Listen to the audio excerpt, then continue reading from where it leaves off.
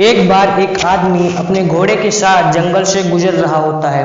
अब गुजरते हुए थोड़ी देर जाके वो जो घोड़ा होता है गड्ढे के अंदर गिर जाता है।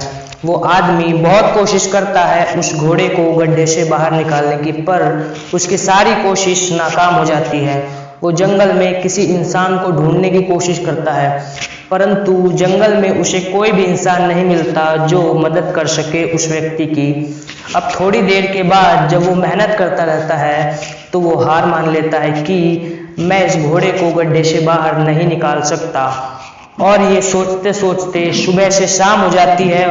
अब वो इंसान ये डिसीजन लेता है कि मुझे अपने घोड़े को यहाँ पर छोड़ के आगे बढ़ना ही पड़ेगा, मुझे इसे इस गड्ढे के अंदर दफनाना ही पड़ेगा, क्योंकि ये घोड़ा अल्टीमेटली इस गड्ढे के अंदर मर जाएगा।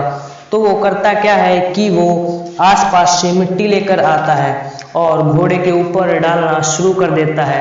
अब उस घोड़े को लगता है कि ये जो मेरा मालिक है ये मेरी मदद कर रहा है, लेकिन जैसे ही उसके ऊपर मिट्टी डालता है वो घोड़ा उस मिट्टी को शेक कर देता है और वो मिट्टी नीचे गिर जाती है। जो वो उसका मालिक होता है लगातार मिट्टी डालता रहता है और जो घोड़ा होता है वो उस मिट्टी पे पैर रखता है और जैसे जैसे मिट्टी आती रहती है वो ऊपर बढ़ते हुए उस गड्ढे से बाहर निकल जाता है। लेकिन जो वो उसका मालिक होता है वो देखते हुए हैरान हो जाता है कि मैं तो तुझे दफनाने वाला था, परंतु तू इस गड्ढे से बाहर निकल आया। इसी तरह हमारी जिंदगी में भी बहुत से लोग हमें दफनाने की कोशिश करते हैं।